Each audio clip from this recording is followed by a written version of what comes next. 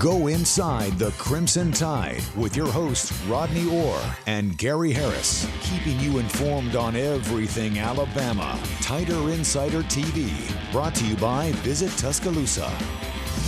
And hello again, everybody, and welcome in to Tider Insider TV, as you just heard, brought to you by Visit Tuscaloosa. Go to visittuscaloosa.com. Alongside Rodney Orr from TiderInsider.com, I'm WVUA 23 Sports Director Gary Harris, and we are jam-packed tonight, Rodney. We've got football, baseball, softball, gymnastics, track and field still to come. But you know where we're going to begin. We're going to begin with what happened this past Saturday inside Coleman Coliseum as history was made. For the first time ever in the SEC, much less the state of Alabama, we had a 1 versus 2 matchup.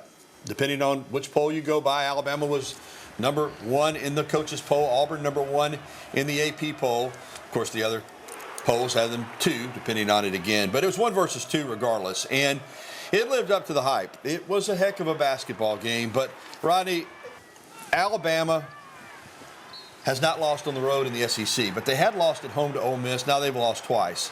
Auburn jumped out 9-0. Just not a way you want to start the game. Alabama fought back after being really behind the whole game and tied it up at 65 in the second half, but never got over the hump. Auburn never trailed in this one. They go on to win it 94-85. Couple of stats that will catch your attention. Alabama just 5 of 26 from 3. Meanwhile, Auburn went 12 of 31. So Auburn outscored Alabama by 21 points at the three-point line. That's not good. Alabama was good on the backboard. They only turned it over 7 times, which had been a problem. But they also missed a lot of shots at the rim. So you miss a lot of threes. You shoot a terrible percentage from 3, and then you can't finish at the rim. The fact that they hung in, I think, speaks to their toughness and their grit and their determination. But I thought on Saturday afternoon, and I watched every minute of it courtside, I thought Auburn was better. I thought from the very tip, Auburn took control of the game, obviously. Broome hit a couple of big threes early. I thought Auburn played loose.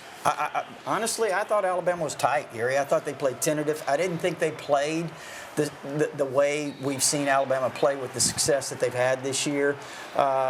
They just seemed uptight. And I don't know if it was the hype of the game or what exactly it was. And certainly I give Auburn a lot of kudos. Let's be clear. I mean, they played an excellent game. Every time Alabama challenged, made a run, Auburn answered. So all the kudos to them.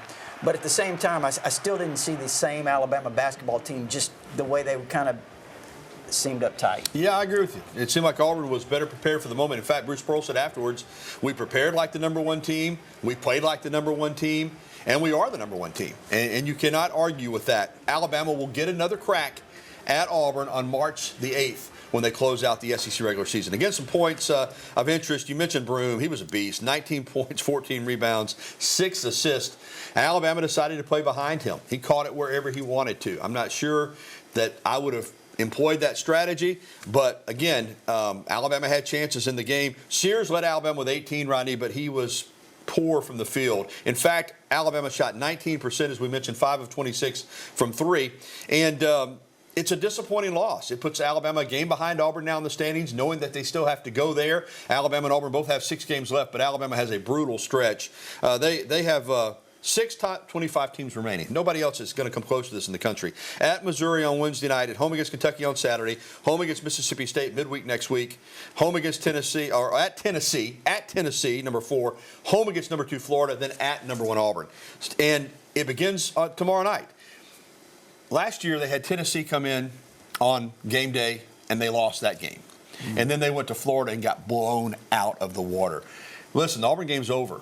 The last thing you want to do now is have a little bit of a hangover and go to Missouri, which is a good team, a really good team, and lose tomorrow night. Well, and I think the one thing we have seen from this team, and they haven't faced a lot of adversity this year, obviously coming off that Ole Miss game, which was a performance. A lot of people say, well, Ole Miss just dominated.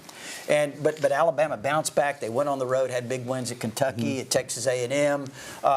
So I think this team has shown the mental toughness so far. I would expect them to bounce back really well against Missouri, but I do agree with you. I think it's really key. And you talk about the missed shots, the close range shots. I think obviously that was a big difference in the game. A couple of missed few free throws that could have certainly helped. But I think it goes back to what I said, Gary. I really don't think this team played loose. And Darion Reed did play against Auburn about 4 minutes. And now today, Nate Oats says that the star freshman, 5-star McDonald's All-American, is more than likely not going to play tomorrow night against Missouri. He's doubtful, dealing with a leg issue. Hamstring is what Oats said today, and may get yet another MRI.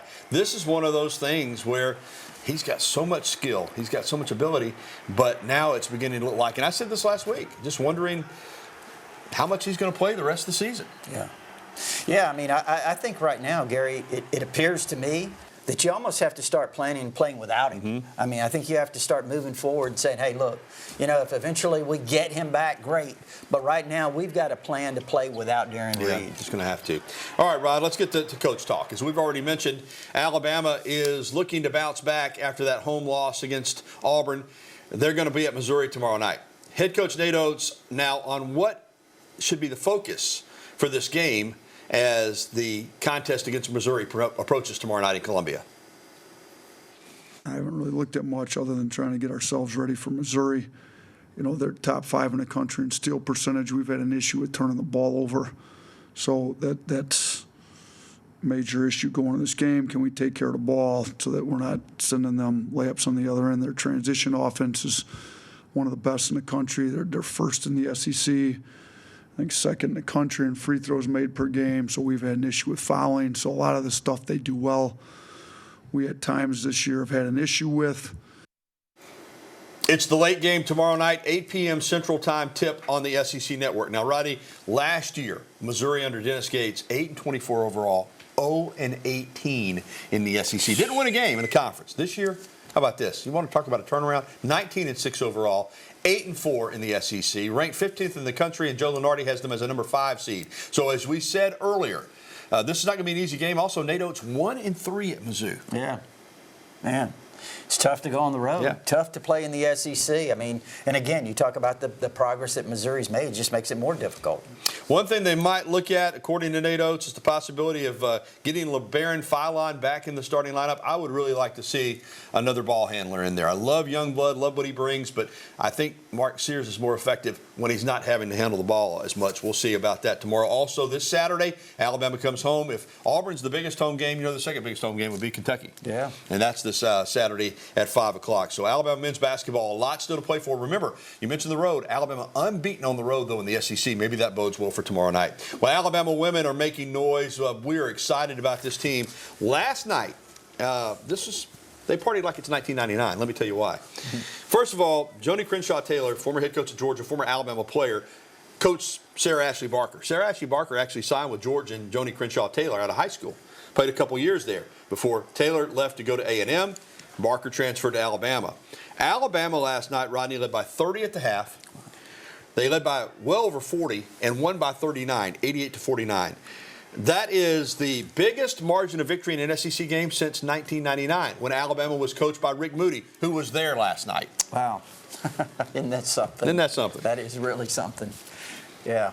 Well, how did Sarah Ashley Barker do? She just did her thing. She was outstanding as always. And Alabama just dominated this game. And I know A&M's not great and they're dealing with injuries, but when you win an SEC game by 39 points, you're looking good. Alabama now is a game and a half back of Kentucky for the number 4 seed in the SEC tournament, which would be a double bye. Also, Rod, as we've talked about, they're trying to get a number 4 overall seed in the NCAA tournament, which means you would get a home game. There's 16 seeds in the 4 different regions. If you're a number 4 or better seed, you're going to host. They got a chance to do all that. Got a chance to finish in the top 4 in the SEC, chance to get a home game in the NCAA tournament. Their schedule remaining at Tennessee, which will be no easy game, Auburn at home, LSU on the 27th, and they wrap it up in Norman against Oklahoma. So, like the men, they've got a tough schedule ahead, but this team just continues to me to get better and better. You're right. I mean, I think it looks like, certainly where they are right now, this is one of the better teams they've had in a while. Yeah. I mean, and I said before the season, I thought maybe this could be a sleeper team. Yeah, boy, I'd love to see them make a run in the NCAA tournament like they used to under Rick Moody. Still to come on TITV, we'll talk about additions Alabama made in football in the transfer portal and which one of those transfers might make an impact this season.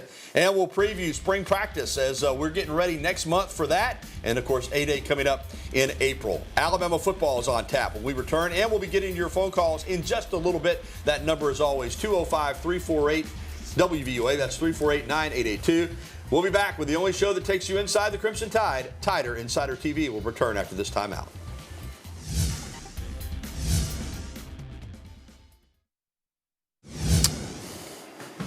And we're back on TITV alongside Rodney Orr. I'm Gary Harris. The program is presented by our good friends at Visit Tuscaloosa. Well, Alabama spring game is just right around the corner. It's April 12th. Before that, though, before the A-Day game, you'll have 14 other spring practices set to begin next month. We don't know the exact dates yet, but they'll be coming soon. Rodney, a lot of eyes are going to be on Alabama this spring, as this will be Kalen DeBoer's second spring in Tuscaloosa, coming off a season in which Alabama did not make it to the 16-team playoff, and now you bring Ryan Grubb in, you make a couple other additions to your coaching staff. So what do you expect, if anything, to be different about this second season and this second spring with Kalen DeBoer? Well, I think, first of all, the familiarity that you have with the players. I mean, Gary, look, last year when he took over, by the time he gets to spring practice in this staff, their head has to be swimming. They've just come off trying to save a recruiting class, trying to keep a roster together. I mean, not to mention they've got players they're not even familiar with. So I think just the familiarity with it is going to certainly be a huge advantage. The players understand the coaches understand the players, and all of those things. So I think when you look at what's going to be different, I think that's the thing that would really stand out to me. And we know a lot of people are going to be focused on the quarterback competition with Ty Simpson, Austin Mack, and the freshman Keelan Russell. You know, I really think Ty starting out. Now again, you got to go out. You got to take the job. But I really love Ty's physical tools. He's got a strong arm. He's really athletic. He can improvise. I like Ty a whole lot. Austin Mack got great size. I think the thing with Austin Mack is just consistency. He's got to continue to develop that. He's still a young player. Should be only a true freshman, actually. And then Keelan Russell, of course, he is a true freshman. It's a big jump. So I'm really excited to see those guys, all three of them. I think it's going to be a really nice competition. Another position on offense to watch is tight end. With Oats and Dupree leaving, now Cuevas flashed at times, but we know they used tight ends a lot with Nick Sheridan last year, but we know Ryan Grubb had a propensity to throw the tight ends at Washington. So there's a possibility there for some guys to come in and get some playing time. Well, I think Jack Westbrook at Washington caught like 46 balls in 2023 when they were there together, Grubb, DeBoer. And, Cuevas is a really talented guy. We saw him make some plays in the passing game last year. I think he'll be really effective at that this year. I like Danny Lewis. I think Danny Lewis has got some ability. He hit the portal and came back. So, like Danny Lewis, there's a couple of freshmen coming in, Gary. Of course, Marshall Pritchett's already here from Raven, Georgia. This guy's really talented. But also Caleb Edwards out of California. He's got 6'6", 240. Right now he's still in high school. He's playing basketball. He didn't come in early. He's averaging like 18 points a game right now in basketball. He's a really talented guy. So I think those are guys that they can utilize, and there's some others in the passing game. Those basketball players make great tight ends. They know how to go up there and snatch it. Quick thought on the defensive line, because that's an area when Nick Saban had a role in here, Alabama wasn't just good. They were dominant. Yeah. There's some good-looking football players up there, but I think both you and I felt last year like the defensive line didn't quite play as well as maybe we thought they should have as a group. Yeah, and again, I think, Gary, when you look at it, too, again, new system, new scheme, there was a lot of learning going on, obviously. But I think when you look at the key games, and let's just take the losses, Vanderbilt, Tennessee, Oklahoma, Michigan. All those teams ran the ball. Yeah. They ran the ball extremely well. I'm sure there's a lot of reasons for that. I'm not putting it off strictly on the defensive line, Gary. But, I mean, that's something that's got to get cleaned up. Yeah. And I say Michigan, Alabama did play good defensively against Michigan, but that one drive when they kicked that field goal that put them up 19-13, which, put Bama in a situation where they had to score a touchdown, Michigan ran the ball. Yeah. And they didn't have a passing threat. At all. All right, you wrote Alabama, like all schools, trying to use the portal. You wrote an article on TiderInsider.com about portal transfers. Alabama has 9 of them coming in. Let's start on the offensive side of the ball with the big wide receiver from Miami, Isaiah Horton. Also, the running back, Draylon Washington, tight end, Peter Hudson, and Cam Dewberry and Arquel Engwam up front. But Horton's a guy to be really excited about. He's proven he can do it at a high level. He has. He caught 56 balls last year, over 600 yards, 5 touchdowns. Big physical guy. He's a guy who can get downfield as well, make plays. So, he's reliable. Look at him. Catches the ball in traffic. And again, he gives you a 6'4" target. That's something Alabama needs. What about the running back? Because even though Alabama has a good group of backs, I know you really like Draylon Washington. Based on his tape, just watching his tape, Gary, that's where I really like him. I mean, he's a guy that can really, look at that cut right there. Those are quick feet. He's 5'9", 220 pounds. So he runs. He's a low center of gravity. He runs with power. He runs with speed. I really like him. Now, he rushed for about 1,300 yards in his 3 years there at Louisiana. I think he's a guy that could put up some numbers. All right, we got to wrap it up. But on defense, Kelby Collins, Nikhai Hill-Green, and Cameron Calhoun all come in to help. But let's talk about Collins for a moment, because out of Gardendale High School, it looked for a long time he was going to wind up at Alabama out of high school. Went to Florida, had a really good freshman season, dropped off a little bit last year, but in-state guy that's got some size and athleticism up front. He does, and he has a lot of tools. I think it's getting it out of Kelby Collins every single play. If you can do that, I think you see the film there. He's got the talent. And you mentioned in high school, the Gardendale, he's really good. All right, Tide also has a couple specialists coming in, and so they're going to use the portal just like everybody to try and get better. All right, still to come on TITV, Alabama's off to a hot start in baseball after a season opening sweep of Bradley. And up next, your phone calls, emails, and tweets. Phone lines are open, I'm told. Go ahead and give us a call, 205-348-9882. That's 348-9882. Let us hear from you, TITV Nation. We'll be right back after this.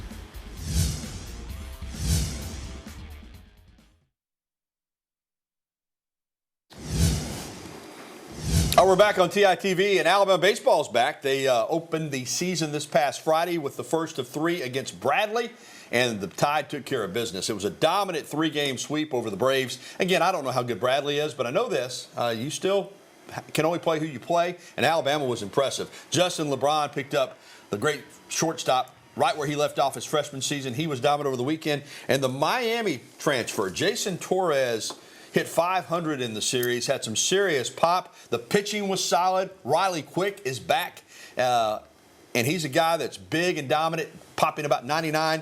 And Alabama had a great opening weekend, and right now they're leading Middle Tennessee 11-2 in the 7th. We'll have highlights from that game tonight on the news at 10 on WVOA 23. All right, welcome back into TITV. We're going to get to some phone calls. JK right here in Tuscaloosa is going to lead us off. Hey, JK. Good evening, fellas. Thank you for taking my call. And as usual, you guys are looking awful dapper tonight. Thanks.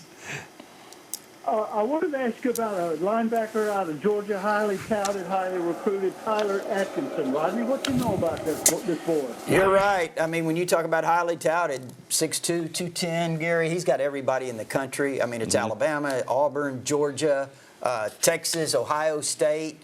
I don't know where he's going to end up. I know a lot of people probably assume Georgia. Some people predict Georgia. But who knows? I mean, again, he's highly recruited. He can go just about anywhere. Yeah, so Bama is involved for sure. All right, let's get to our email, and it's our email question today, brought to you by KDM Service Corporation. When it comes to heating and air conditioning, we serve your family like our family. What can you guys tell me about the transfer punter, Blake Dowd? That's from Ted in Atlanta. We mentioned earlier a couple specialists coming in.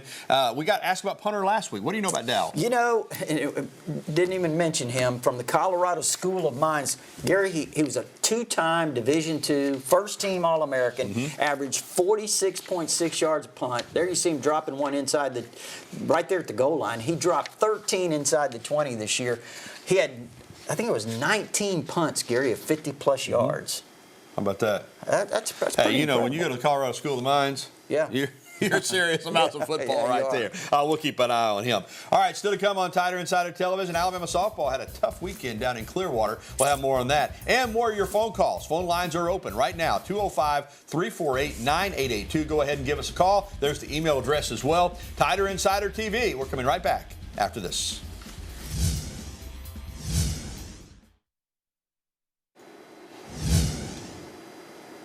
Bama softball update. Tough weekend down in Clearwater at the Shriners Children's Clearwater Invitational. Some of the top teams in the country were there. All right, here's the bad news. Alabama went 1-4. I mean, that's the record. That's what they went. They're 5-5 and now on the season. But I can tell you this. Every one of those games they lost, including UCLA and Oklahoma State, they could have won them. I mean, this wasn't a situation, Rodney, where they were going out there and they were getting blown out. Their lone win came against Ohio State.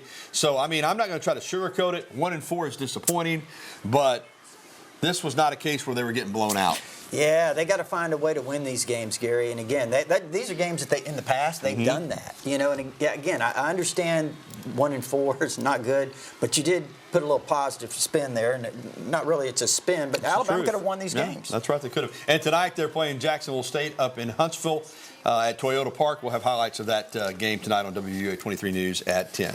All right, back. We don't have any phone calls, so let's get back to the emails because we got several of those to get to. This one's on basketball. Do you think Alabama misses Rylan Griffin and Nick Pringle for their defense and toughness? That's from T in Anniston. T, yes and no. I mean, I like this Alabama roster. I don't think there's anything wrong with it. I do think that those were veteran players. I do think they had some toughness. I think both were good defenders. But I will tell you this. I like the roster the way it's constructed. But at the same time, those were guys last year that helped Alabama get to a Final Four. So it's hard to say you don't miss them. Does that make any sense? Yeah, you do. But they didn't want to be here. That's right. Ultimately, they didn't want to be here. Yeah, this is the portal era, and they chose to go elsewhere. All right, thanks for the phone calls and the emails tonight. We're going to take a timeout, and we're going to come back and wrap up this edition of TITV right after this.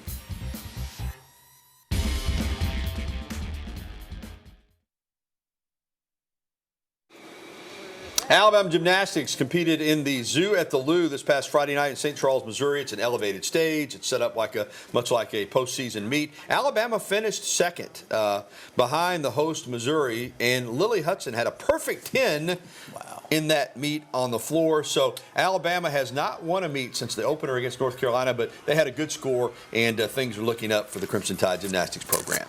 All right, that's going to do it for this edition of TITV. Remember, if you missed it, you can catch a replay tonight on WVUA 23 at 10:30 or anytime at WVUA23.com. All right, we're going to leave you tonight with some video of a very special athlete at Alabama. Doris Lemongold is one of the best track stars in the country, and she's setting a lot of records, including a time of 8:41.83, good for NCAA third all-time this past weekend. For Rodney Orr, I'm Gary Harris. Good night, everybody.